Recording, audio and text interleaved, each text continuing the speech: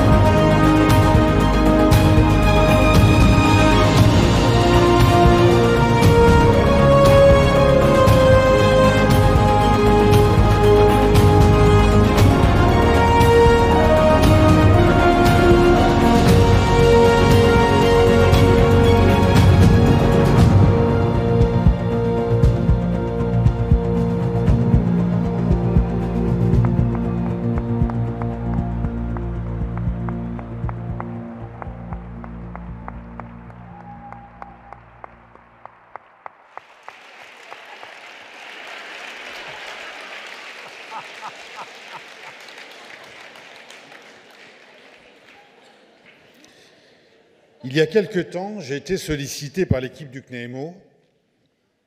Elle m'a demandé de prendre la parole pour honorer Salvatore Stella. Certes, j'ai bien compris que certains souhaitaient se délester de cet exercice toujours assez difficile, parfois pompeux, souvent rébarbatif, mais ils n'imaginaient pas me faire plus beau cadeau en me permettant de faire cette adresse à un ami, à mon ami. Alors merci à toute l'équipe du CNEMO de m'offrir cette rare opportunité, aussi en votre nom, de rappeler de la confiance que vous m'accordez. Je vais essayer de dresser le portrait de quelqu'un qui a marqué et marquera à coup sûr durablement la vie de notre mouvement. Un peu d'histoire, mais beaucoup de choses déjà ont été posées dans le petit film qui a été concocté par Arthur. Salvatore est entré au CNEMO tranquillement, sereinement, dans le groupe d'organisation des Assises de Caen 2010, comme vous avez pu le voir. Quand nous avons cherché un responsable pour piloter les préparatifs de la soirée festive, cet organisateur né de soirées et de spectacles s'est aussitôt proposé et a emmené avec lui ses collègues du département de l'Orne pour nous concocter un moment d'anthologie. Tout le monde, en tout cas les plus anciens, se souviennent d'une salle debout entonnant un Made in Normandie de Stone et Chardin, arrosé d'un Calvados de 30 ans d'âge. Voilà les débuts de Salvatore Stella au CNEMO, et il n'y a pas eu une année où il n'a lancé les assises, en tout cas lorsque nous étions ensemble, sans rappeler que responsable de la soirée festive peut mener à d'autres responsabilités de notre mouvement, et pour cause. Devant son charisme et son leadership évident, les membres de la délégation régionale de Normandie l'ont par la suite très vite choisi pour devenir leur responsable. Il a ainsi participé pendant plusieurs années à la vie régionale, bien sûr, mais également au séminaire annuel, qu'il soit politique ou destiné à travailler sur le thème des assises à venir. Les Normands les plus anciens se souviennent de son animation dynamique et de sa volonté de porter haut les engagements du CNEMO en région et au national. Je sais aussi qu'il a été un bon compagnon de jeu au sein du collectif des délégués régionaux et que beaucoup, là aussi, s'en souviennent. Ce dynamisme ainsi que sa force de travail sont très vite repérés par le conseil d'administration. Par cooptation, il rejoint le conseil avec comme envie première de renouer avec les assises. C'est ainsi qu'après avoir été lâchés par nos anciens, nous nous sommes retrouvés à former durant plusieurs années le duo accompagnant tous les ans les assises nationales en soutien des différents groupes d'organisation des assises, les fameux GOA. Ce qui nous a valu de rencontrer énormément de personnes de la France entière, avec beaucoup de bonheur, parfois des moments plus difficiles, mais assurément pour faire aboutir une aventure sans cesse renouvelée, une histoire tous les ans singulière. Et quelle émotion à la tribune des assises de saluer les personnes qui ont fait cet événement. Salvatore le dit toujours, dans la sincérité qui est la sienne, ce sont de rares moments suspendus d'émotions partagées avec un collectif qui a réussi une prouesse organisationnelle incroyable.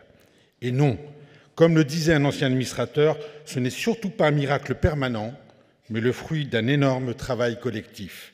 Et ça, Salvatore le sait plus que quiconque, il peut en être remercié. Si les assises ont été son moteur, il a aussi très vite pensé que le CNAIMO avait un vrai potentiel de développement, avec une structuration plus efficace encore que ce qui existait jusqu'à présent. Fort de ses convictions, avec le soutien d'une nouvelle équipe, il a entrepris cette restructuration et ce développement en accédant à la présidence le 1er avril 2015. Et non, comme vous avez pu le voir, c'était écrit tout à l'heure aussi, ce n'est pas une blague.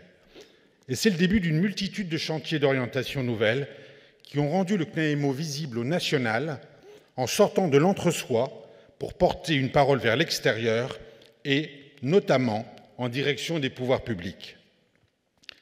C'est par ses actions et ses positions engagées mais constructives que le mouvement a commencé à être écouté, puis entendu et enfin reconnu. C'est par la volonté du débat, certes souvent dans une conflictualité d'idées affirmées, que le CNAIMO a pu pousser la porte des ministères et des nombreux cabinets. Et sur ce point, Salvatore s'est montré redoutable. Engageant le débat avec Laurence Rossignol à l'ouverture des Assises d'Évreux en 2016, portant la parole du milieu ouvert auprès d'Adrien Taquet à de nombreuses reprises. Puisqu'évidemment, il est intervenu, vous le savez, à plusieurs reprises, à plusieurs fois, au CNAMEO. Et j'ai eu un petit peu peur, pour rien vous cacher hier, j'ai eu un petit peu peur quand j'ai entendu M. Bachelet remercier le CNAMEO. Alors j'ai vraiment cru qu'Adrien Taquet avait trouvé un billet pour être encore présent cette année parmi nous, par le biais d'un déguisement.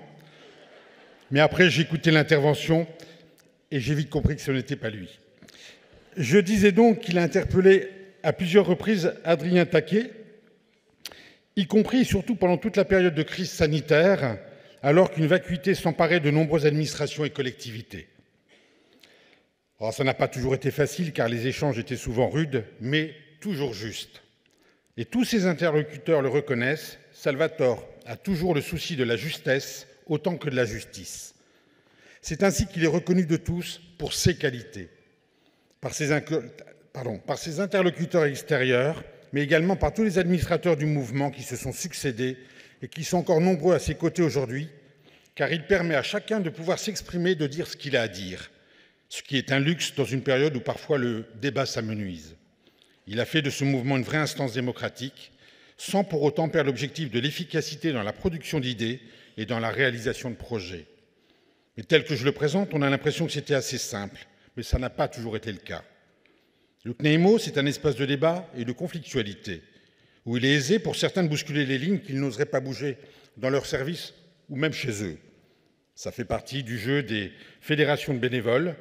Je sais que ça l'a parfois touché, voire blessé, mais il a tenu le cap, car il était convaincu à raison que c'était primordial pour le mouvement. D'ailleurs, ils sont partis très vite et lui, il est toujours là, en responsabilité. Car c'est aussi sa force. Il n'a jamais refusé un débat, même sur des sujets sensibles ou difficiles. Il a toujours tenu le cap. Salvatore est certes une personne engagée de conviction, mais indéniablement aussi un homme d'action. D'ailleurs, l'engagement à son niveau, c'est par exemple partir de Caen à 21h le soir, en soirée, rouler toute la nuit, avaler 1000 km pour ouvrir le séminaire des Assises de Narbonne à 9h30 le lendemain matin. Un engagement sans faille pour honorer toutes les instances, parfois au détriment de sa vie familiale. Et je profite de ce moment pour saluer Agnès, son épouse, mais également Mathilde et Antoine qui sont présents ce soir.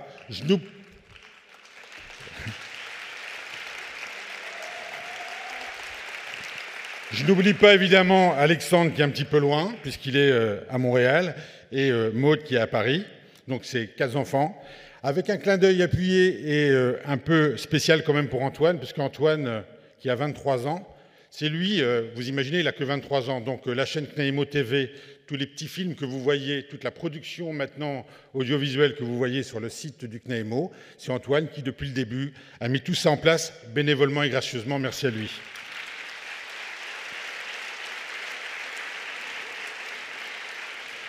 Donc homme d'engagement, je disais, mais aussi homme d'action. Sous ses différentes mandatures, il a porté la parole des territoires ultramarins longtemps oubliés. Il a défendu la cause des jeunes majeurs, mais aussi des mineurs non accompagnés. Il s'est élevé contre les attaques un peu faciles des redresseurs de tort adeptes des plateaux de télé, mais il a aussi porté haut et fort la place du milieu ouvert dans les plus hautes instances nationales au travers des auditions au Sénat, à l'Assemblée nationale, au Conseil national de la protection de l'enfance où il siège encore, mais aussi auprès des conseillers du président de la République et au sein des ministères, comme je le disais plus haut. Grâce à lui, le CNEIMO est devenu incontournable et les assises, pour certains, l'endroit où il faut être, voire être vu, après les avoir boudées auparavant. Car les assises n'ont jamais été aussi florissantes et suivies qu'aujourd'hui.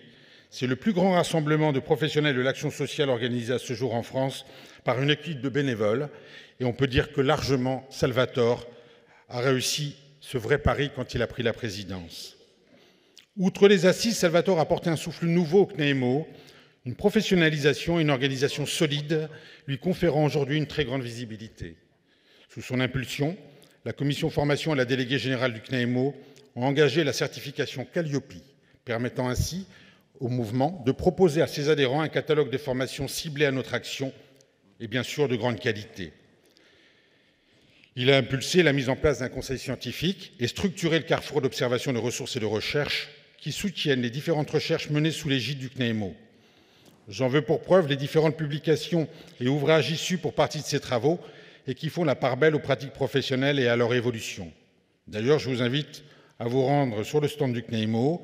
Il reste de nombreux ouvrages en vente et Salvatore se tient à votre disposition pour les dédicacer quand il aura un petit peu de temps.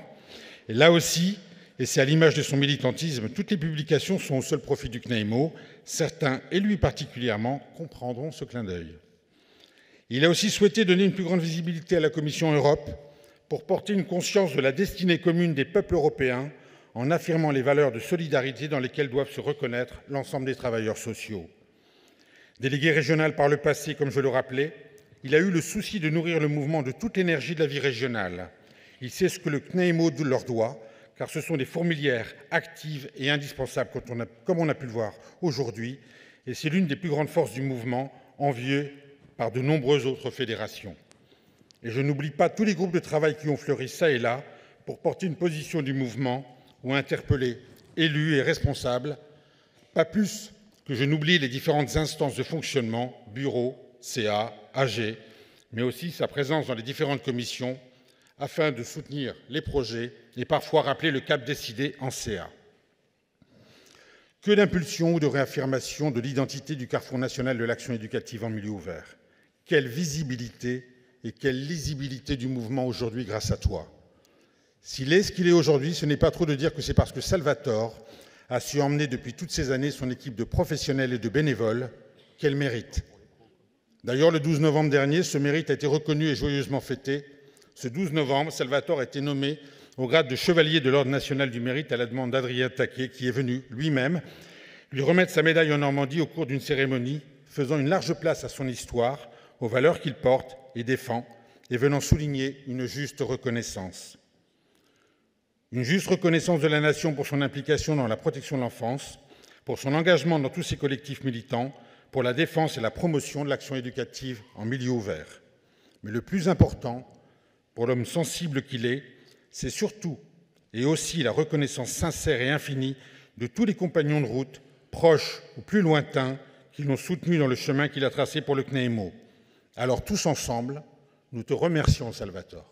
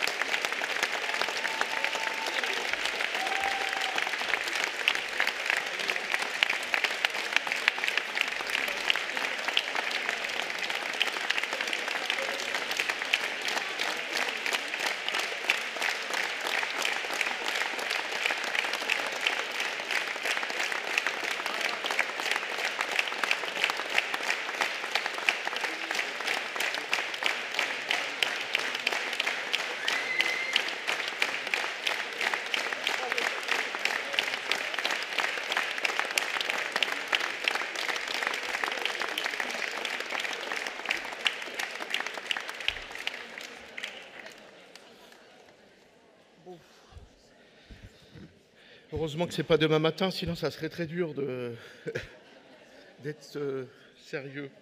Je ne sais pas quoi vous dire, c'est aussi simple que ça. Je suis arrivé par hasard au CNEIMO, tout a été dit.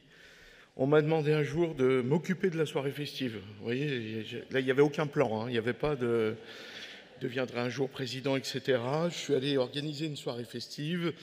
On s'est très bien amusé. Certains se rappellent de cette soirée-là. Et j'ai pas compris très sincèrement la suite, puisqu'on m'a dit, bah écoute, vu comment tu as organisé ça, etc., est-ce que tu voudrais pas venir le nouveau délégué régional de Normandie? La première chose que j'ai répondu, c'est mais je suis pas légitime à ça. Pour moi, j'ai toujours eu cette idée qu'on devait faire ses preuves avant. Et voilà, je mets des conditions en disant, bah, dans ces cas-là, je veux quelqu'un qui soit co-délégué avec des personnes qui sont déjà dans le groupe régional, qui connaissent le secteur, etc. Je me retrouve à la délégation, ça, effectivement, une délégation qui était importante. À l'époque, j'étais chef de service. Oui, je voulais vous dire un truc, comment dire, j'ai commencé comme animateur socioculturel. Donc, j'ai une pensée aussi pour tous les animateurs, toutes ces personnes-là qui sont aussi moins formées, mais qui font un travail aussi considérable.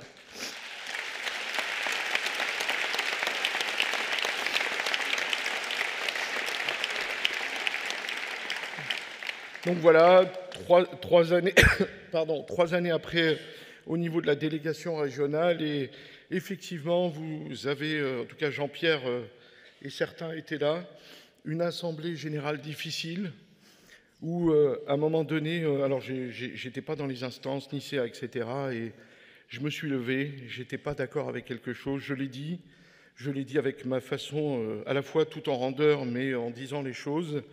Et petit à petit, des personnes sont venues me voir et m'ont dit « Est-ce que tu n'aimerais pas rentrer dans le conseil d'administration, etc. » Et vous voilà embarqué de délégué régional à administrateur.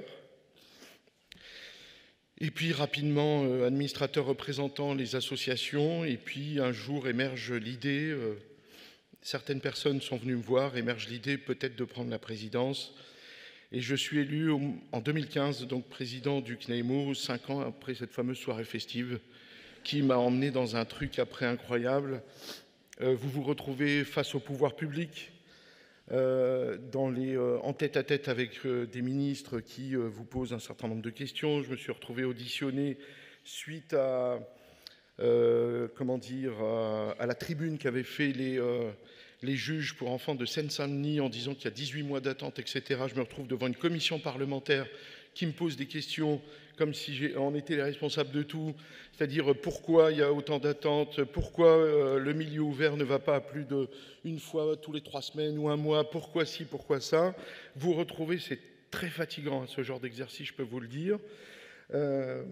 Et comme ça, on se retrouve à des endroits incroyables. Un jour, je prends la plume, un petit peu énervé que le milieu ouvert, comme je vous disais tout à l'heure, représente 50% quand même des enfants avec 6% de moyens.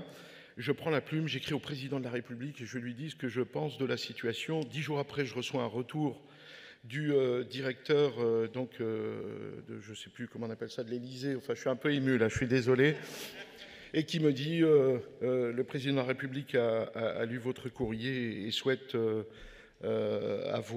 ses conseillers souhaitent vous voir pour discuter de la situation. Je me retrouve à l'Élysée à expliquer ce qu'était le milieu ouvert, enfin des trucs incroyables. Je vous jure, j'avais même pas imaginé le 10e avec cette fameuse soirée festive de Caen. Je ne sais pas ce qu'on m'a fait boire ce soir-là pour aller aussi loin. Mais en tout cas, des moments incroyables. Je me rappelle aussi, on a fait un séminaire où on a été accueillis par le Conseil de l'Europe, où vous vous retrouvez autour d'une grande salle où on vous met un écriteau devant, c'était marqué Sherman, etc. Je lui dis, mais il parle de qui là? Mais manifestement, l'écriteau était pour moi, etc. Enfin bref, j'ai plein d'anecdotes comme ça, des moments aussi très émouvants d'anciens enfants placés qui vous disent j'ai reçu des messages des fois incroyables, continuez à faire ce que vous faites. Lorsque j'ai commencé à dire il va falloir un jour que ça s'arrête, tout ça aussi, j'ai eu des mots certains jeunes sont venus me voir en me disant « Vous ne pouvez pas quitter comme ça la protection de l'enfance, le CNEIMO ». Je dis « Je ne quitte pas la protection de l'enfance. Je continuerai à militer, mais différemment. » Voilà. L'heure est venue pour moi de m'arrêter. Merci.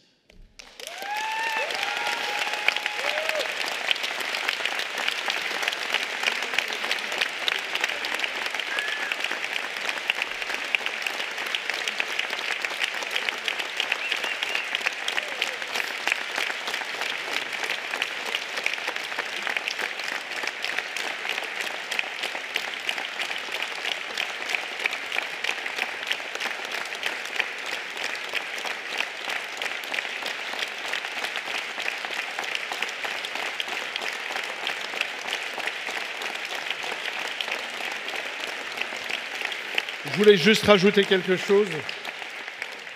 Effectivement, j'ai été décoré de l'Ordre national du mérite, mais pour moi, c'est tous les professionnels de la protection de l'enfance, quelque part à travers moi, qui ont été décorés. C'est ce que j'ai dit le jour où j'ai prononcé mon discours et qu'on m'a épinglé cet Ordre national. Et j'avais cité Franck Picard, un médaillé olympique, qui avait dit « La réussite appartient à tout le monde, c'est au travail d'équipe qu'on revient le mérite ». Je le pense très sincèrement. Voilà.